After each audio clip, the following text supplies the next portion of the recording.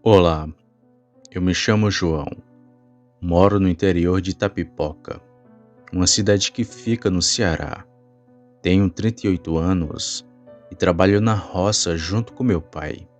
Também pesco, caço, faço de tudo para trazer comida para casa. E desde sempre foi assim, pois como nenhum de nós temos empregos formais, o que nos resta é viver do que a terra nos dá. E apesar de ser difícil, nunca faltou comida em nossa casa, já que sempre nos finais de semana, eu e meu pai saímos para caçar. Pegamos preá, tejo, avuante, entre outros animais que a gente encontra na mata. Desde os meus 10 anos que sigo ele nessas caçadas, e nunca tinha visto nada de estranho nas matas, tanto de dia como de noite. Até eu e meu pai segui um amigo dele, e descobri que o homem era um lobisomem. Tudo aconteceu quando eu tinha 19 anos. Lembro que fazia bastante coisa na roça. Dava comida para os animais, limpava o coxo e chiqueiro dos porcos e ainda ajudava meu pai com o seu roçado, além de caçar e pescar todo final de semana. Na época moravam perto de nós umas 12 famílias, e uma dessas era de um amigo da gente, o senhor Sebastião, onde viviam ele e sua esposa. O Sebastião já era um senhor de idade, e nunca soubemos de filhos ou parentes próximos, e era assim que o conhecíamos. Ele morava ali desde antes do meu nascimento, e era bem próximo da gente, pois às vezes saíamos para caçar juntos, mas sempre durante o dia. Nunca desconfiamos da sua índole. Mas tudo mudou depois que uma mulher daqui viu um bicho que passou correndo na rua. Essa mulher disse que era por volta das 4 horas da manhã, quando ela tinha se acordado para fazer o café do seu esposo. Enquanto fazia o fogo de lenha, ela escutou passos pesados na rua e resolveu abrir a janela para ver quem estava ali. Foi então que ela viu um bicho de 4, correndo de um lado para o outro, bem perto da casa do Sebastião. Na mesma hora, ela trancou a janela, e aquele bicho, percebendo a presença da mulher, saiu correndo para a mata.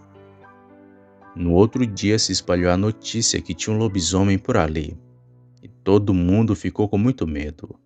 Não dava nem 7 horas da noite, que na rua já não tinha mais ninguém. E foi assim por um bom tempo, até que percebemos o estranho comportamento de nosso vizinho, que era o único que continuava a sair à noite, para poder pescar. Mas isso era de longe o mais estranho, pois sempre que ele voltava de manhã para casa, não voltava com nada. Parecia que era outra coisa que o Sebastião ia fazer, já que nunca pescava nada. E isso é muito raro de se acontecer, pois você pesca no mínimo em 7 a 8 peixes, mas ele nunca trazia nada.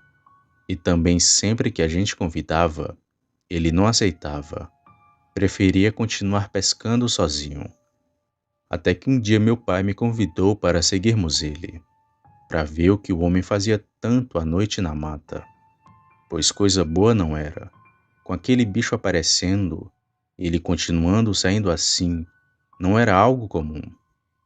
E foi numa noite de quarta que soubemos, e descobrimos tanto quem era a fera, como o segredo macabro do senhor Sebastião. Como disse, era uma noite de quarta-feira. Estava uma lua quase cheia, que iluminava bem o sertão, pois na cidade não dá para perceber como a lua é clara, mas no sertão fica quase como o dia, já que não temos nenhum tipo de iluminação. Pois bem, era por volta das 10 horas da noite, quando meu pai me chamou para a gente seguir o Sebastião. O homem saiu de casa com um landuá e uma espingarda nas costas. Parecia que ia caçar ou pescar alguma coisa. O meu pai e eu esperamos ele pegar uma distância boa e logo saímos atrás. Ficamos indo por dentro da mata para ele não perceber a nossa presença, e o tempo todo ele se virava e olhava para se certificar de que ninguém o seguia. Então foi indo até o rio, que dava cerca de uns 10 minutos de caminhada, e foi lá que as coisas estranhas começaram a acontecer. Primeiro ele começou a tirar suas roupas e virar elas do avesso.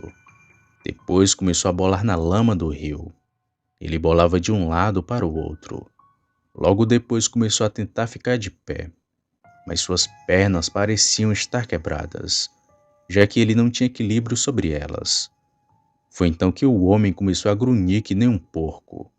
A gente se assustou com aquilo, pois não era um barulho comum, e foi ali que tivemos a certeza de que era o Sebastião que virava lobisomem. Foi então que ele continuou a se transformar naquela estranha criatura. Suas orelhas foram ficando grandes, ao ponto de começarem a bater como se fossem palmas. Suas pernas ficaram maiores e tortas. Seu rosto parecia com o de um porco. Então, depois de parecer que tinha virado aquilo por completo, ele saiu correndo desesperadamente para a mata. Sebastião, já transformado, corria de 4 e era muito rápido. Foi então que meu pai me chamou para a gente ir para casa, mas em silêncio, pois aquele bicho ainda poderia estar por perto. Mas foi tudo calmo na nossa volta, só o medo de que aquilo nos atacasse. Mas por Deus, ele correu para um lugar bem distante de nós. Quando chegamos em casa, contamos tudo para minha mãe. E de manhã contamos para alguns amigos, e logo se espalhou. O senhor Sebastião era um lobisomem. Os moradores foram até sua casa para tomar satisfação. Só que antes de chegarem lá para conversar, vimos que nem ele e nem sua esposa estavam em casa. Eles tinham ido embora com a roupa do corpo, talvez por medo ou vergonha, pois tínhamos descoberto seu segredo. E como a mulher dele foi junto, com certeza ela sabia que era ele que virava lobisomem. Depois de tudo, a casa ficou abandonada e ninguém mais viu nem o Sebastião, nem a sua esposa, e nem o seu nome ao certo sabíamos se era Sebastião. Mas enfim, anos se passaram e nunca mais vimos nada do tipo, apesar daqui ser bem sombrio na parte da noite. Porém, estamos sempre na alerta, já que nunca sabemos quando um bicho desses pode atacar. Boa noite.